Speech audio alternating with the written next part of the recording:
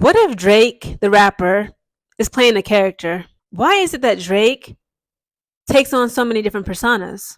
Is Drake a culture vulture? Is Drake truly a nice guy? When Drake shouts out all these different cultures and say their accents, is it a form of flattery or is it him mocking them? I'm sure many of you have heard of this great book called 48 Laws of Power. This is the number one best-selling book for those who want power, want to arm themselves with power, or who just want to watch power play. Drake strikes me as a very intelligent man with his wit, his not just only for his lyrical content, but he strikes me as a man who actually enjoys reading. Something tells me that Drake has read the 48 Laws of Power. The way that Drake moves in his rap career, it reminds me of a specific law, and that is law number 14 in the 48 Laws of Power. In law number 14, it states to always pose as a friend, work as a spy. I was watching TikTok earlier. Don't judge me. And it was a young African American woman. She said that Drake tends to almost adopt different personas and personalities of different rappers that he tends to befriend. She brought up two main examples. First, Drake befriended the rapper Future, and she said that Future is a very safe bet for Drake because Future is very, again, it's no doubt that he's a hood person. He's very hood ninja. He's giving hood. But he doesn't make music, or he doesn't claim to like really be in the streets like that. Like Future is very like almost safe, but he's still hood. Like he has a little bit of credibility. So Drake befriended Future, started making music with him, began making lots of collabs with him, even went on tour with him, sold millions of records, made lots of money with him. And he kind of put on that Pluto type of personality. You know, screw all these women. You know, I'm a jerk. A little bit of misogynistic tease, but not really like gang banging. You know, rah rah rah, hyper masculine Drake. That's not what Future gives, and that's wasn't what Drake gave when he decided to take on the personality of Future. But then Drake decides to befriend and kind of take on the personality of 21 Savage. 21 Savage is very about that life. Let's put it like that. 21 Savage can be very misogynistic.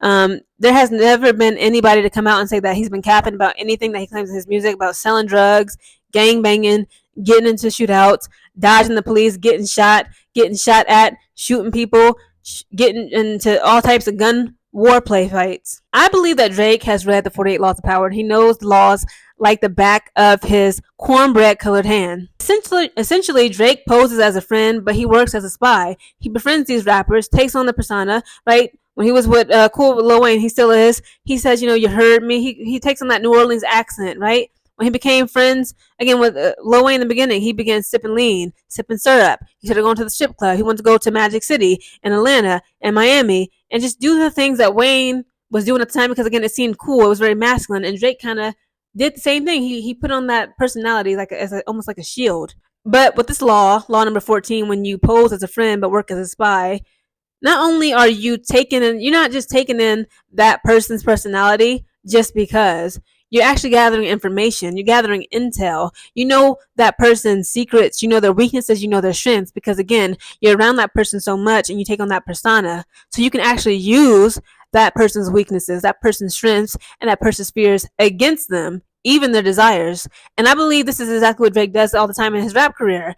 And when you think about it, of course, it's manipulative, and it can be messed up, but he's actually brilliant for doing this. In this law, it further details to always adopt a friendly manner about yourself because it attracts people to you. It keeps people glued to you, and then you in return, applying this law, you can get people to spill their plans and weaknesses, their fears, their desires, their strengths, everything to you, and you can use that information. You can gather up all that intel and use it to your advantage. And I believe Drake does this all the time.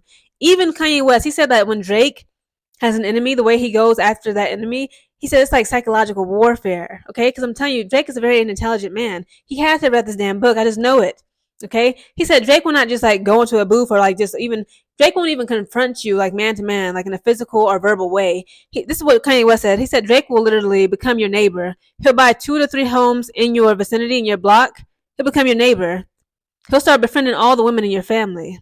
He's sending your mom banana pudding recipes. He's sending your sister her favorite Chanel perfume and Chanel No. 5 perfume, her favorite Chanel bag.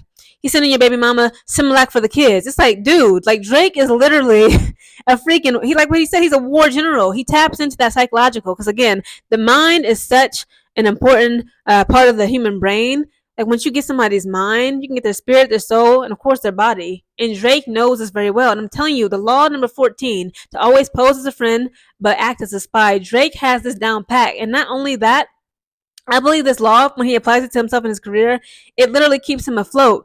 Because think about it. In order for anyone to wield power, especially in the rap game, you must study everybody. Your opponent, your friend, your foe, everybody. You must understand their weaknesses, their strengths, what they want, their needs, their desires, their ambitions, study their intentions, understand and know very well their goals. And you must understand and determine their ulterior motives. This knowledge enables you to understand and be able to predict that person's future actions, and you can use that to your advantage. It almost begs the question, like, who is Drake? People always get like, is Drake, what if Drake the rapper is just a character? Because again, I'm a 90s baby. The first time I met Drake was through Degrassi, the Next Generation, a Canadian teen show. He played Jimmy Brooks, the boy in the wheelchair who got shot at a school shooting. He became paralyzed from the waist down, and he was always in that damn wheelchair. That's how I was introduced to Drake. Drake has been an actor. Even though he loved music, he loved, rapping and writing rhymes and writing R&B love songs. He was introduced to the world as an actor. What if Drake the rapper is just one long method acting? It's like, really, it makes you think about it. Like, really, especially in this Drake, Kendrick Lamar beef, J. Cole situation. Who really is Drake? He takes on so many different personas because, again, he poses as a friend, but he works as a spy. When he's down in New Orleans, he got the gold fronts. He says, "You heard me." He's eating beignets. When he's with the Jamaicans, he speaks perfect Jamaican patois. When he's with the British, remember British Drake? Mend them and turn up the ting and da da da and bruv, yeah, bruv. That's very. He started rapping on freaking British drill beats. Like what the hell? Then you got Arabic Drake, you got Cali Drake, you got so many different Drakes, you got New York Drake, you got born and bred in Toronto, Ontario, Canada Drake. It's so many different Drakes. You got Chicago Drake. And it's like, he used this to his advantage. He worked as everybody's friend. But really, is he really everyone's friend, or is he everyone's spy? Read this book. I guarantee you, this is the reason why Drake has the career that he has, and he's so successful. He's so good at manipulating people. Or is he not manipulating people?